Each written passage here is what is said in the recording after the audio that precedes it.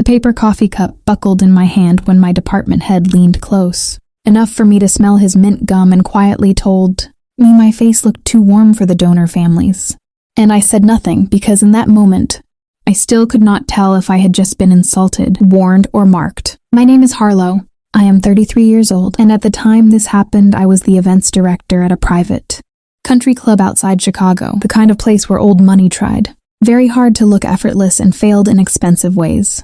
My job was to make rich people feel like every fundraiser, luncheon, memorial brunch, winter gala, and scholarship dinner had unfolded naturally, as if no one had spent weeks panicking over centerpieces, seating charts, valet flow, plated salmon temperatures, or which board member hated being placed near which donor couple. I was good at my job. I do not say that lightly. I was the person who could calm a florist, redirect a drunk trustee, fix a dead microphone, move a grieving widow away from a gossiping table, and still smile at the check-in stand like nothing had happened.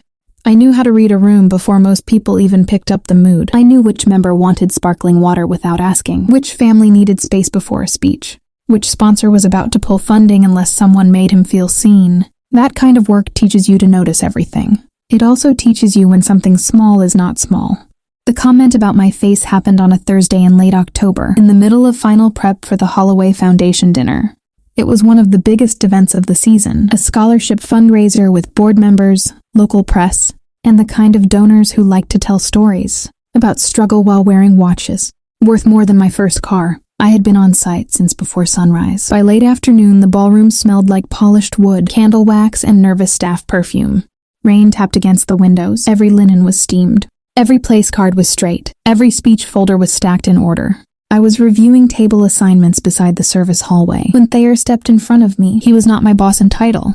Not exactly. Officially, he was the club's director of development, which meant he handled donor relationships and chaired the events committee. Unofficially, he controlled enough board access and enough executive influence that everybody treated him like he could end careers with a sigh.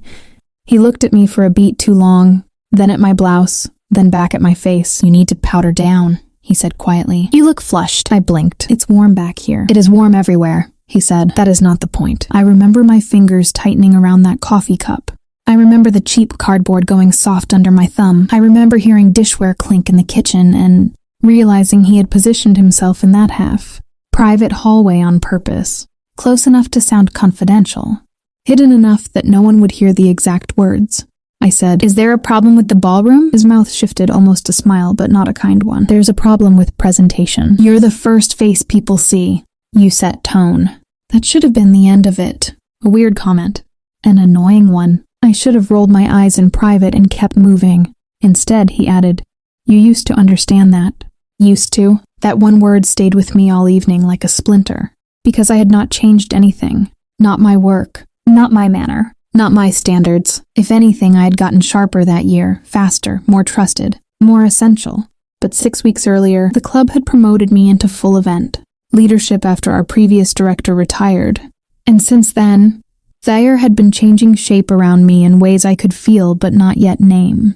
At first it had sounded almost helpful. He told me my emails needed a more elevated tone, even though donor response rates had improved under my templates. He told me I should stand less with the catering staff because it blurred hierarchy. He told me I laughed too quickly in meetings that it made me seem eager. He told me to stop carrying folders under my arm because it looked rushed. He once stopped me before a planning lunch and asked if I had considered wearing my hair up more often because it made me look more expensive. I wish I could explain how comments like that work when they come one at a time. Each one is small enough to survive daylight.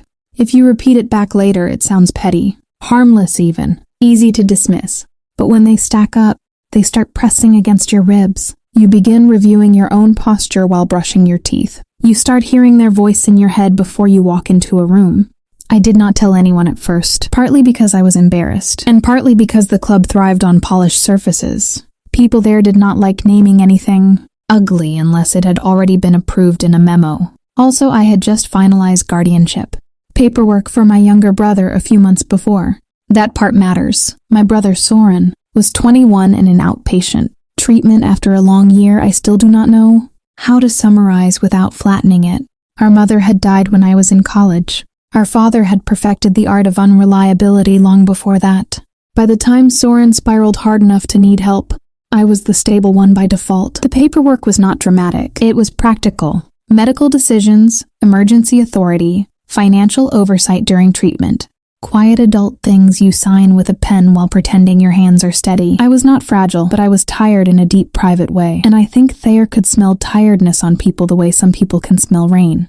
The dinner that night went beautifully. Of course it did. One donor cried during the scholarship video. Another increased his pledge on the spot. The board chair praised the room design. The photographer got glowing shots of silver centerpieces and soft amber lighting, and important people pretending not to glance at the cameras. And at the very end, when the final guests drifted out and the staff started clearing glassware, Thayer walked past me with 2 board members and said with a smooth public smile, "Much better tonight, you looked composed." One of the board members, an older woman named Beatrice, turned toward me and said, "You always do, dear." Thayer's smile did not move, but something in his eyes chilled, just for a second. That was the first moment I understood this was not coaching. It was possession. After that, the corrections came faster. He started moving meetings without telling me, then asking why I was late. He would text me new donor preferences after office hours and then mention in front of others that I had missed a detail. He removed me from one vendor thread and later asked why I was out of sync on rentals. Once, during a committee walkthrough, he touched my elbow lightly and steered me 3 steps to the side while saying, "Stand here. This angle is stronger." I froze so hard my whole body felt hollow for a second. Not because the touch itself was dramatic, because it was done like a rite, like my space was his to adjust. I pulled away and pretended to check floral notes. That night I started saving everything. I took screenshots of meeting changes. I forwarded texts to my personal email. I took photos of handwritten edits he left on my planning packets, all in the same hard-slanted handwriting, all saying things that were somehow both vague and cutting. Sharper, softer tone, do not hover, less familiar. Remember who room is for.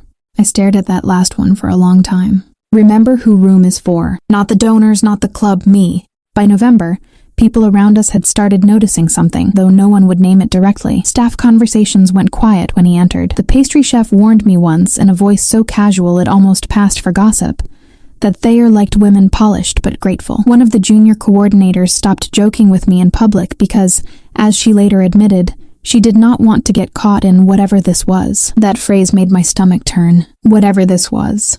Because I still did not have language for it. Harassment felt too clean a word for something so slippery. Bullying sounded childish. Control sounded dramatic. I kept reaching for the wrong label and then dropping it. Then came the tree lighting brunch. If you have ever been to a private club holiday event, you know the type. Faux pine garlands that somehow cost a fortune. Children in velvet. Grandparents in camel coats, tiny silver bells tied around folded napkins, everyone trying to act festive while evaluating each other's marriages and dental work. I had built that brunch from scratch in 9 days after a sponsor change nearly collapsed it. I rewrote the kid activity flow, salvaged entertainment, renegotiated pastry quantities, and convinced a donor family not to pull their name from the wreath display after a seating dispute. It was a minor miracle wrapped in ribbon. An hour before doors opened, I was in the reception foyer adjusting the welcome table when Thayer stepped up beside me and said, "No." I looked at him. "No what?" He glanced down at my shoes. Flat black leather ankle boots. Clean, polished, absolutely appropriate for a winter indoor event where I would be on my feet for 9 hours. "Those are not right," he said. I actually thought he was joking. "They're the same ones I wore last week." "Yes," he said. "I noticed last week too." I let out a small breath. "They're within policy. They look service adjacent." For 1 second, I honestly could not process the phrase. Then heat rushed into my face so fast I felt it under my skin. "Service adjacent?" I repeated. He lowered his voice. "Do not make me explain visual hierarchy to you before a family event." I looked at him. Really looked at him. At the neat scarf, the expensive coat, the calm mouth, the total certainty, and something in me shifted. Not loudly, not bravely, just enough to turn my confusion into a cold, usable shape, because I finally saw the pattern underneath the wording. He was not trying to improve my presentation. He was trying to push me downward until I accepted the floor he chose. And the worst part was that he wanted me to participate in it, to nod, to thank him, to help him make it true. He told me to go home and change. The brunch opened in less than an hour. I said very evenly, "I'm not leaving the property." He held my gaze. "Then I'll have to note your refusal." I do not know what would have happened next, because right then one of the club's family trustees hurried over, breathless and pale, saying there was a problem with the Santa room setup, and one of the children had already started crying. I turned and handled it. Of course I did. moved furniture, redirected flow, solved the immediate disaster while my pulse beat in my throat. But the whole time, I could feel him behind me, not physically close, just there, watching. And later that afternoon, when the last family finally left and fake snow still clung damply to the front steps, I checked the internal scheduling portal from my phone and saw that my access to final donor presentation files for the winter gala had been quietly removed. That was the moment the fear stopped being abstract, because that gala was my event, and someone had just taken a knife to my work with a smile. If this is the kind of story that makes your stomach knot up, take a second, like the video, subscribe, and comment your city, state, country, or just your first name. Alright, now let me take you back. The first time I met Thayer, he had sent me flowers. Not romantic flowers. Congratulatory ones after my promotion. White lilies in a cut crystal vase with a note that said, "Looking forward to refining the club experience together." At the time, I had thought it was formal and a little showy, but harmless. Now I could see it for what it was. An introduction written in his own language. He liked refinement because refinement gave him cover.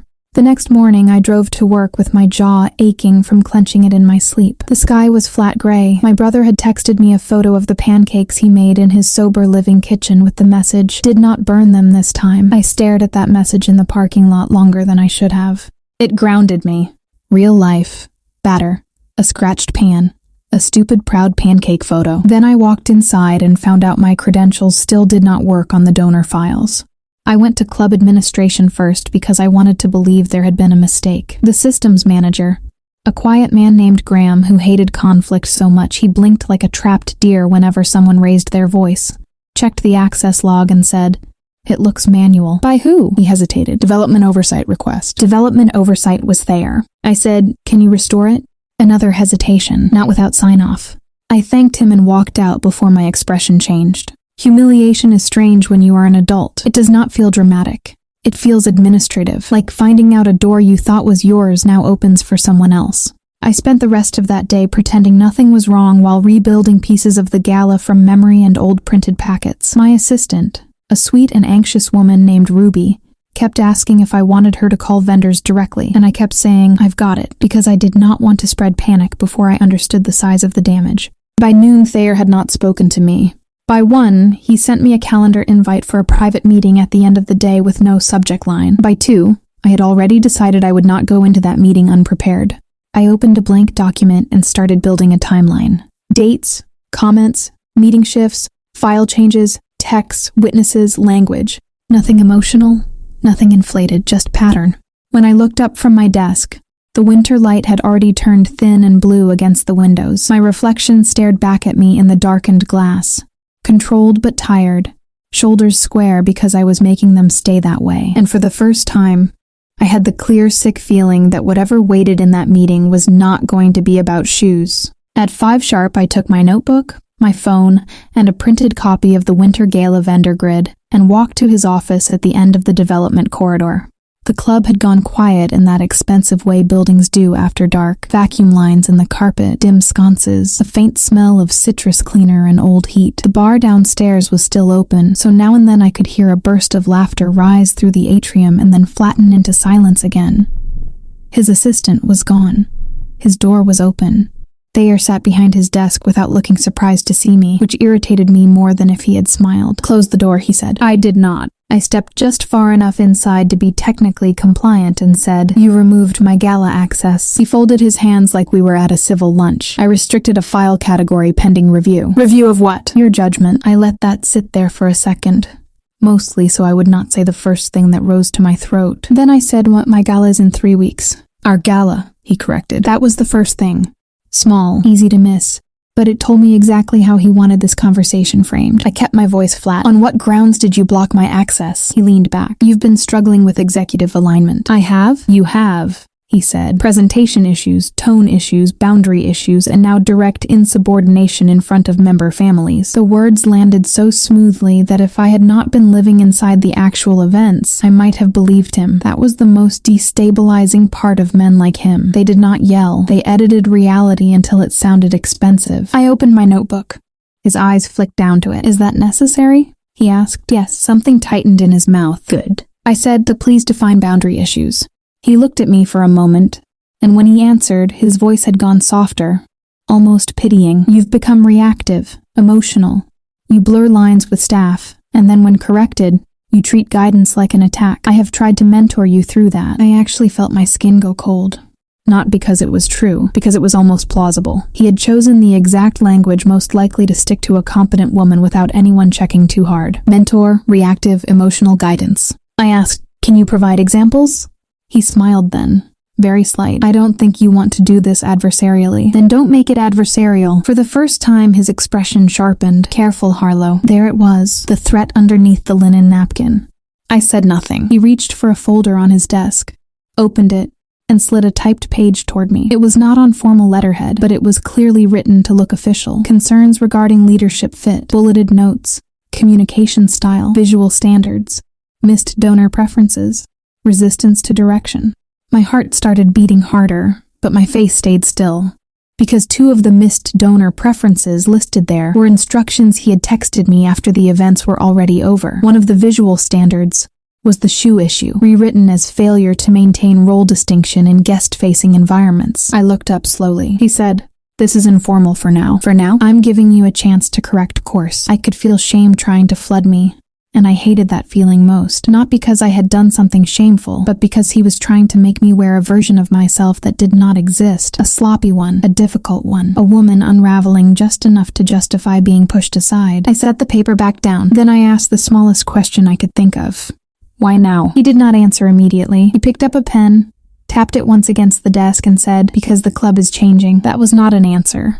I stood there with the open door at my back, and finally understood that he had already spent time building a narrative for me, quietly, in rooms I was not in, over lunches, in side remarks, probably with that same sorrowful professional tone. I said, "You removed operational files from the person responsible for executing the event. If you want a transition, say that plainly." His gaze locked on mine.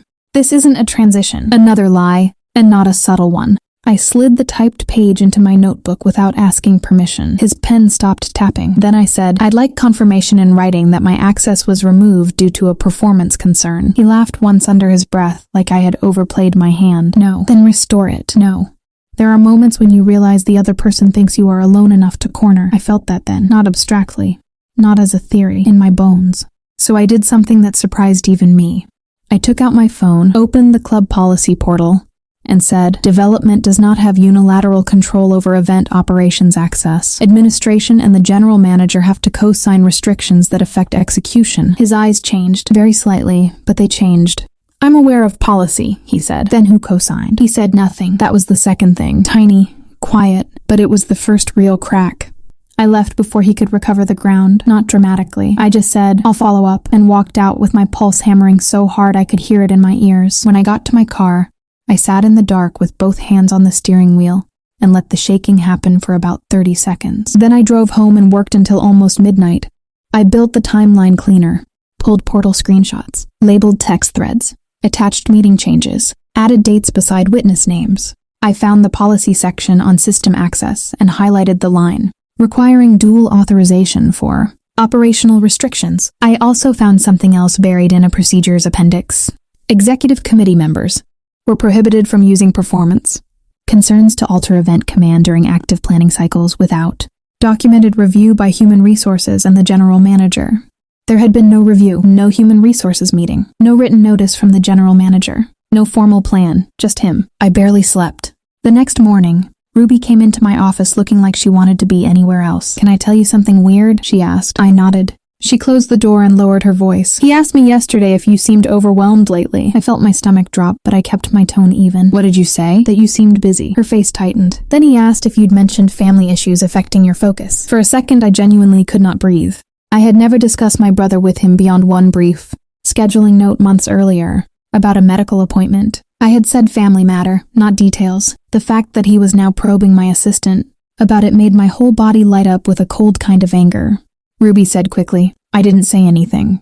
I just said you were on top of everything." I believed her. She was nervous, but she was decent. "Thank you," I said. She hovered another second. "Are you okay?" That question almost undid me. Not because I wanted to cry, because I wanted to say no, and I did not yet know who could afford to hear it. So I said, "I will be." After she left, I forwarded my brother's guardianship papers from my home folder to a secure private drive, and then deleted every non-essential personal file from my club laptop. That afternoon brought the first micro twist I did not see coming. Beatrice, the board member who had corrected him at the scholarship dinner, emailed me directly and asked if I could stop by her office before committee review. Her office was not at the club. It was downtown, in a quiet suite above a law firm where she managed foundation work with the kind of crisp efficiency older, powerful women often have when they no longer need anyone to like them. I almost declined. I was tired, suspicious, and in no mood for vague board politics, but something in the wording made me go. She did not offer me coffee. She did not waste time. She waited until the assistant closed the door and then said, "I have a question, and I want you to answer carefully." I sat down across from her. She folded her glasses and looked at me for a long moment. "Has anyone been attempting to edge you out of event command without proper review?" I think my body reacted before my face did, because her expression softened a fraction. I said, "Why are you asking me that?"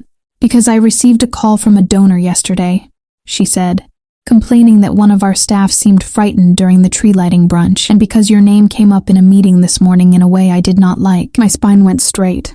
She continued, "I'm not asking for gossip, I'm asking whether there is documentation. There are sentences that feel like the room finally offering you oxygen. That was one of them." I said very carefully, "Yes." She nodded once. "Good. Do not send it to me yet. Bring it to the general manager and copy human resources. I will attend if needed." I stared at her. She reached for a legal pad and turned it toward herself. "And before you ask, no. This is not a favor. Process exists for a reason. Use it." I left that office with relief so sharp it almost hurt. But relief can be dangerous if it arrives too early. Because by the time I got back to the club, the third twist was waiting for me.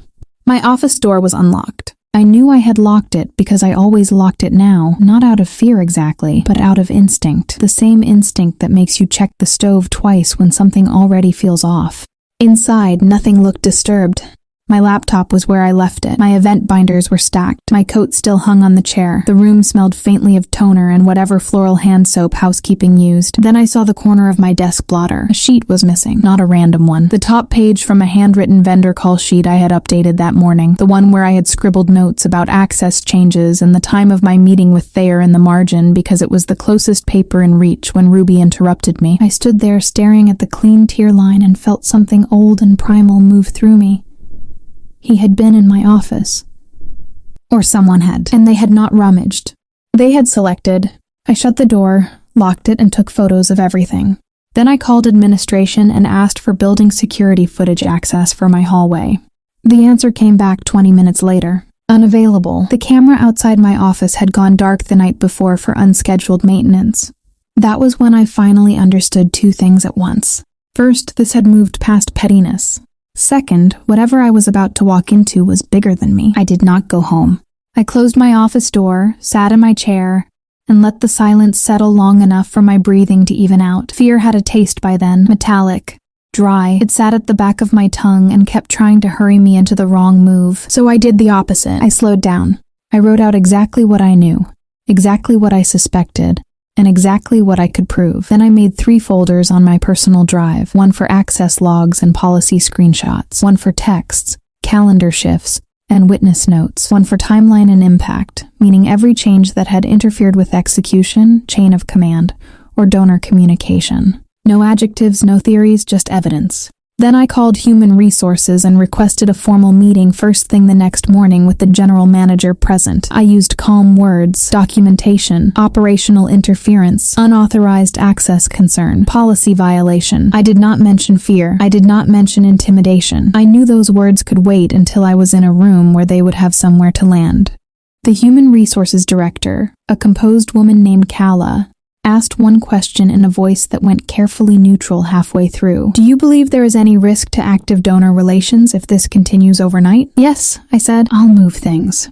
I slept maybe 3 hours, not all at once, in pieces, half dreams, then ceiling, then my phone screen, then the ceiling again. At one point, my brother texted me a blurry picture of a grocery list and asked if cauliflower went bad faster than broccoli. I laughed out loud in the dark, and that tiny, stupid laugh helped more than it should have. By 8:30 the next morning, I was seated in a conference room on the administrative side of the club with my notebook, my folders, and a glass of water I had not touched. Kala came in first, then the general manager, Hayes, who looked annoyed in the way men do when they suspect a fire, but hope it turns out to be wiring. And then, exactly 1 minute later, Beatrice walked in without apology and took the seat across from me like she had always intended to be there. The mood in the room changed immediately. Hayes looked at her, then at me, then sat down straighter. Calla folded her hands and said, "Harlow, start from wherever you think the pattern begins." So I did. I started with the comments, the small ones: tone, posture, email language, appearance. I explained why none of them had seemed serious enough at first to report individually, but why together they formed a pattern of targeted correction that was disconnected from performance metrics and increasingly tied to my role, visibility, and authority. Then I moved into meeting changes. Access removal, after-hours texts designed to create retroactive mistakes, witness statements, the typed page from Thayer's desk, the policy language requiring co-sign-off that had never happened. I laid the documents out one by one, and something unexpected happened as I spoke. The shame left, not all at once, but steadily. Because once the facts were on the table, the fog he had built around me could not survive. Everything he had tried to make feel subjective started looking what it was: deliberate, structured, self-protective. Calla asked precise questions. Dates, times. Who else had seen the typed memo? Whether anyone besides me had been questioned about my personal life. At that I said, my assistant was asked whether family issues were affecting my focus. Beatrice's jaw tightened. Hayes looked up sharply. By him? Yes. That was the first point at which the room stopped feeling exploratory and started feeling official. Then I told them about my office, the unlocked door, the missing handwritten page, the dead hallway camera. Hayes frowned hard enough that the line between his brows went white. The maintenance request for that camera would have to be logged. Calla turned to him. Please find out by whom. He nodded once and left the room without another word. Calla asked me not to leave the building until they had reviewed initial systems records. She said it in a professional tone, but I heard the meaning under it. This is real. Stay put. So I sat with Beatrice in a smaller side office for almost an hour while staff moved faster than I had ever seen them move on a weekday morning. She did not offer comfort. I appreciated that. She asked instead, "How long have you been trying to explain this away to yourself?" I looked at the window. The lawn beyond it had gone colorless under winter sky. "Too long," I said. "Yes," she replied. "That is how men like that buy time." At 11:15, Calla came back and asked me to rejoin them.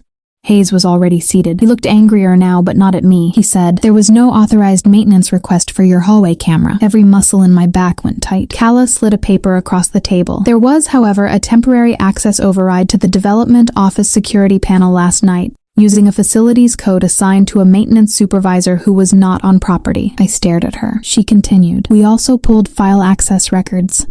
Your gala permissions were revoked under a false workflow flag. The system notes were altered to imply administrative approval that did not exist." The room went very still. Beatrice said, "So the issue is no longer merely interpersonal?" "No," Calla said, "it is not." I wish I could say I felt triumphant in that moment.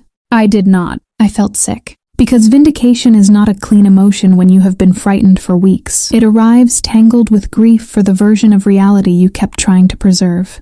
Hayes asked me to walk them through every donor account touched by the altered access so they could assess exposure. I did, methodically, event by event, family by family. My voice steadied as I went. This part at least was mine. I knew the work. I knew the room. I knew the machinery of it. Then the major reveal came from a direction I had not expected. Calla set down another printout and said, "We need to ask whether you are aware of any pressure being placed on junior staff to reroute donor acknowledgements or gift crediting." I blinked. "No." "Why?" Hayes exhaled through his nose. "Because accounting flagged discrepancies this morning." The words did not fully register at first.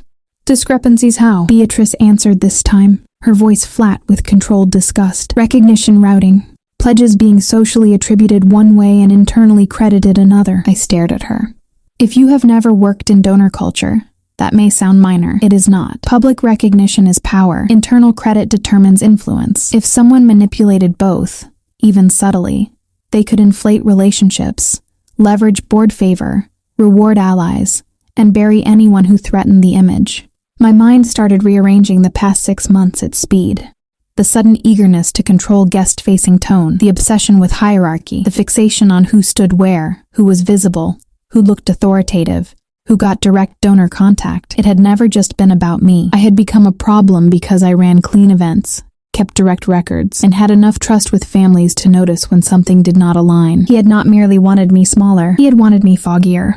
The next 2 days moved in layers I only understood later. I was told to work from a temporary office on the administration side while they completed an internal review. Thayer was placed on leave pending investigation. The official language was dry, procedural, but the building felt electric. People lowered their voices when I passed. Staff who had avoided my eyes for weeks suddenly looked stricken, then guilty, then careful. Ruby came into my temporary office at one point carrying a stack of revised gala contracts and burst into tears before she even sat down. "I'm sorry," she said. "I'm so sorry. I knew something was wrong, but I kept thinking if I stayed quiet it would calm down." I stood up and hugged her because she was young and shaking, and because I remembered too clearly what it felt like to think silence could buy safety. "This is not on you," I said. It was partly true. Later that evening, Graham from Systems knocked softly on my doorframe and told me, without stepping fully inside, that 2 more accounts had been flagged for irregular access trails. He looked mortified. "I should have pushed harder when I saw the override structure," he said. "Did you know it was him?" He swallowed. "I suspected someone with executive reach. That was the real poison of places like the club. Not always bad people, often frightened people, polite people, people who had trained themselves to survive around power by never looking directly at what it cost." The small final twist came on the 3rd morning. I was reviewing revised gala seating when Kala stopped by and closed the door behind her. She held a slim envelope in one hand. "He resigned," she said. I looked at her. "That's the twist?" Her mouth shifted. "Not exactly." She handed me the envelope. Inside was a copy of the card that had come with the white lilies after my promotion. "Looking forward to refining the club experience together." Except on this copy, beneath the typed line, there was a handwritten note in the margin I had never seen because the original card had been mounted to the arrangement before it reached my desk. "You have the face donor's trust. Learn how to use it." I felt every hair lift on my arms. Kala said. The florist kept invoice scans with attached card images. Accounting pulled them while tracing discretionary spending. For a second the room seemed to tilt, not because the sentence was obscene, because it meant the game had started before I even knew I was on the board. The flowers had not been congratulations. They had been a test, a claim, a private sentence dressed as a professional gesture. I set the card down very carefully. Kala watched me for a moment and said more gently, "He also did this with others, not the same way, but enough that the pattern is clear." There it was. The last sick piece. I had not imagined the targeting. I had not caused it. And I had not been uniquely weak for struggling to name it sooner. He had built different versions of the same trap for anyone he thought he could arrange. The gala went forward 12 days later. I ran it from the ballroom floor in a black dress, a headset, and the same flat ankle boots he once called service adjacent. The room looked beautiful. Winter branches in glass cylinders, candlelight caught in mirrored chargers, a string quartet near the staircase, donor families moving through the space without any sense of the rot that had been cut out beneath the carpet. At one point, Beatrice passed the check-in table, glanced at my shoes, and said dryly, "Strong choice." I laughed, truly laughed, for the first time in weeks. The event raised more money than projected. No pledges went missing. No files vanished. No one touched my elbow. No one revised my face, my tone, my posture, or my place in the room. Near the end of the evening, after the final appeal and before dessert service, I stepped into the side corridor by the ballroom and looked through the half-open doors at the scene I had built. This time the silence inside me was different. Not the silence of swallowing something. The silence after impact, when the thing that was trying to bend you finally breaks against the fact that you did not move. 3 months later, the club announced a new oversight structure for development and events, a donor transparency review, and a staff reporting channel that bypassed department leadership entirely. The wording in the memo was sanitized almost beyond usefulness. But I did not need the memo to tell me what had happened. I had lived it. My brother moved into his own apartment in early spring. On moving day, he carried in a dented pan, held it up like a trophy, and said, "For the record, I still don't trust cauliflower." I laughed and took the box from him. That same week, I found the old flower card copy tucked between gala binders in my private folder. I stared at it for a long time, then fed it through the shredder in my office one strip at a time. Not because I needed revenge, because I was done preserving evidence for a man who had mistaken observation for permission. The blades took the last line cleanly, and that was the first kind thing that had ever happened to it. Sometimes this is how it works.